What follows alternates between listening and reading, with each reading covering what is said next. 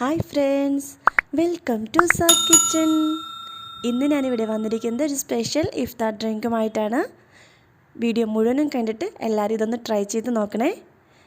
വീഡിയോയിലേക്ക് പോകുന്നതിന് മുന്നേ എൻ്റെ ചാനൽ സബ്സ്ക്രൈബ് ചെയ്യാതെ കാണുന്നവരുണ്ടെങ്കിൽ ഒന്ന് സബ്സ്ക്രൈബ് ചെയ്തേക്കണേ. ഓൾ എന്നുള്ള ബെല്ലൈക്കൺ പ്രസ് ചെയ്യാനും മറക്കല്ലേ. പിന്നെ വീഡിയോ ഇഷ്ടമായാലും എല്ലാവരും ഒന്ന് ലൈക്ക് ചെയ്തേക്കണേ.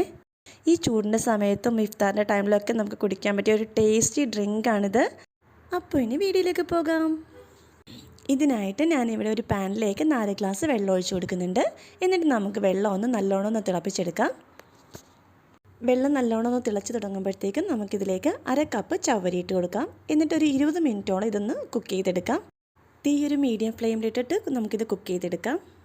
ഇടയ്ക്കിടയ്ക്ക് നമുക്കിതൊന്ന് ഇളക്കി കൊടുക്കാം, അല്ലെങ്കിൽ ചിലപ്പോൾ അടി പിടിക്കാൻ സാധ്യതയുണ്ട്. ചവ്വരി ഇവിടെ വെന്ത് വന്നിട്ടുണ്ട്. ഇനി ഇത് നമുക്കൊന്ന് സ്ട്രെയിനറിലിട്ടൊന്ന് അരിച്ചെടുക്കാം. അരിച്ചെടുക്കുന്ന സമയത്ത് കുറച്ച് തണുത്ത വെള്ളം കൂടി നമുക്ക് ഒഴിച്ചു കൊടുക്കാം. എന്നിട്ട് നല്ലോണം അതൊന്ന് അരിച്ചെടുക്കാം. ഇനി ഒരു ബൗളിലേക്ക് ഞാനൊരു ടീസ്പൂൺ കസ്കസ് ഇട്ട് കൊടുത്ത് കുറച്ച് വെള്ളം ഒഴിച്ച് അതൊന്ന് കുതിർക്കാൻ വെക്കുന്നുണ്ട്.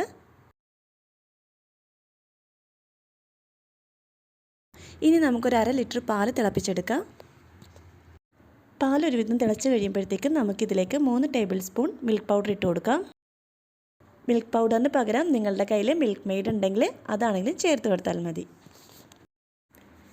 ഇനി ഇതിലേക്ക് 3 ടേബിൾ സ്പൂൺ പഞ്ചസാര കൂടി ചേർത്ത് ഇളക്കി കൊടുക്കാം. ഇനി ഫ്ലെയിം ഓഫ് ചെയ്ത് കൊടുക്കാം. ഇതിൻ്റെ ചൂടൊന്ന് ആറി വരട്ടെ. ഇനി ഞാനിത് വേറൊരു ബൗളിലേക്ക് മാറ്റി കൊടുക്കുന്നുണ്ട്.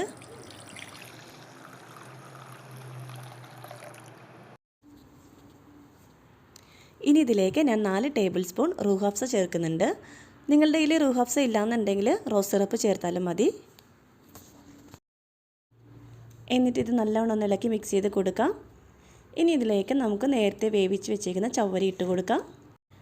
നേരത്തെ വെള്ളത്തിൽ കുതിർത്ത് വെച്ച കസ്കസ് കൂടി നമുക്കിതിലേക്ക് ചേർത്ത് കൊടുക്കാം. എന്നിട്ട് ഇതെല്ലാം കൂടി നല്ലവണ്ണം ഒന്ന് മിക്സ് ചെയ്ത് കൊടുക്കാം. ഇത് ഫ്രിഡ്ജിൽ വെച്ചിട്ട് നമുക്ക് നല്ലവണ്ണം ഒന്ന് തണുപ്പിച്ചെടുക്കാം. ഞാനിവിടെ ഇത് ഒരു ഏകദേശം 20 മിനിറ്റാണ് ഫ്രിഡ്ജിൽ വെച്ച് തണുപ്പിച്ചെടുത്തേക്കുന്നത്. നിങ്ങൾക്ക് ടൈം ഉണ്ടെങ്കിൽ ഒരു ഏകദേശം 1 മണിക്കൂറോളം ഇത് ഫ്രിഡ്ജിൽ വെച്ച് എടുക്കുന്നതാണ് ബെറ്റർ. അപ്പോൾ കുറച്ചുകൂടി അത് തിക്കായിട്ട് കിട്ടും. ഇനി ഞാനിതിലേക്ക് ചെറുതാക്കി കട്ട് ചെയ്ത് വെച്ചേക്കുന്ന വാട്ടർമെലൺ ചേർത്ത് കൊടുക്കുന്നുണ്ട്. ഇനി ഇതിലേക്ക് 1 ടേബിൾ സ്പൂൺ പിസ്തയും 1 ടേബിൾ സ്പൂൺ ബദാമും കട്ട് ചെയ്തത് ഇട്ട് കൊടുക്കുന്നുണ്ട്. ഇനി ഇതെല്ലാം കൂടി നല്ലവണ്ണം ഒന്ന് മിക്സ് ചെയ്ത് കൊടുക്കാം. അങ്ങനെ നമ്മുടെ റിഫ്രഷിങ് ഡ്രിങ്ക്, സാബുദാന ഡ്രിങ്ക് ഇവിടെ റെഡി ആയിട്ടുണ്ട്.